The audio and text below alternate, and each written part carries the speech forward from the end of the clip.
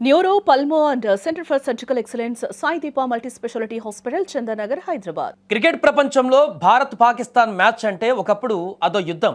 మైదానంలో ఆటగాళ్ల మధ్య చిచ్చు, గెలిస్తే దేశమంతటా పండగ, ఓడితే తీవ్రమైన ఆవేదన ఇవి ఉండేటివి. కానీ కాలం మారింది, లెక్కలు మారిపోయాయి. ప్రస్తుతం 2026 టీ20 వరల్డ్ కప్లో టీమిండియా ప్రదర్శన చూస్తుంటే పాకిస్తాన్తో మ్యాచ్ అంటే భారత్కి అది కేవలం ఒక సాధారణ ప్రాక్టీస్ సెషన్ లాగా కనిపిస్తుందని విశ్లేషకులు భావిస్తున్నారు. ఈ క్రమంలోనే పాక్ మాజీ క్రికెటర్ మహమ్మద్ అమీర్ చేసినటువంటి వ్యాఖ్యలు ఇప్పుడు క్రీడా లోకంలో హాట్ టాపిక్ అయ్యాయి.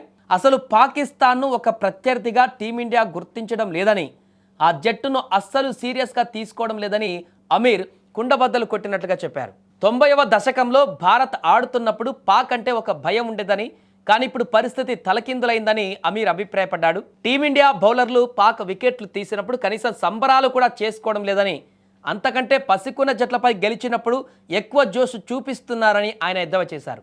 అంటే పాక్ వికెట్ పడడం భారత్కు పెద్ద విషయం కాదని, అది చాలా సహజంగా జరిగిపోయేటువంటి ప్రక్రియ అని భారత ఆటగాళ్లు భావిస్తున్నారని అమీర్ ఆవేదన వ్యక్తం చేశాడు.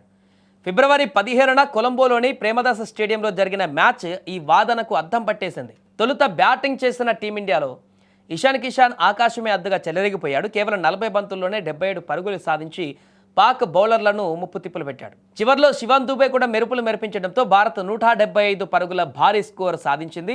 లక్ష్య ఛేదనలో పాక్ కనీసం పోరాట పటిమ కూడా ప్రదర్శించలేకపోయింది. జస్ప్రీత్ బుమ్రా నిప్పులు చెరిగేటువంటి బంతులకు పాక్ టాప్ ఆర్డర్ కకావికలమైంది. 18 ఓవర్లోనే 114 పరుగులకు ఆ జట్టు చేతులెత్తేసింది. ఇక సొంత దేశం మాజీ ఆటగాళ్లే పాక్ ప్లేయర్లను ఇంతలా హేళన చేస్తున్నారంటే ఆ జట్టు ఏ స్థాయిలో పతనం చెందిందో అర్థం చేసుకోవచ్చు. భారత్ సాధించిన ఈ 61 పరుగుల విజయం కేవలం ఒక గెలుపు మాత్రమే కాదు, దాయాదిపైన టీమిండియాను ఉన్నటువంటి తిరిగిలేని ఆధిపత్యానికి నిదర్శనంగా మారింది. 2007 నుంచి ఇప్పటి వరకు జరిగినటువంటి 9 మ్యాచ్లలో 8 సార్లు భారత్ గెలవగా పాక్ కేవలం ఒక్కసారి మాత్రమే గెలిచింది.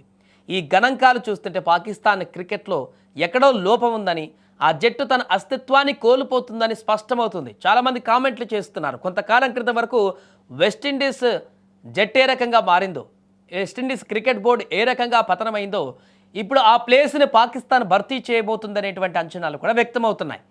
పాకిస్తాన్లో ఉన్నటువంటి క్రీడాకారులను పూర్తిగా పక్కన పెట్టేసి అక్కడ రాజకీయ ప్రమేయం పెరిగిన తర్వాత వచ్చినటువంటి జట్టు ఇప్పుడు పూర్తిగా పాకిస్తాన్ క్రికెట్ని అధపాతంలోకి తొక్కేటువంటి విధంగా మారిందంటూ కూడా చాలామంది అభిప్రాయాన్ని వ్యక్తం చేస్తున్నారు. ఏదేమైనా ఇప్పుడు భారత్లోనే కాదు, పాకిస్తాన్లో సొంత దేశంలో కూడా పాకిస్తాన్ క్రికెటర్ల పైన నమ్మకాన్ని కోల్పోతున్నారు.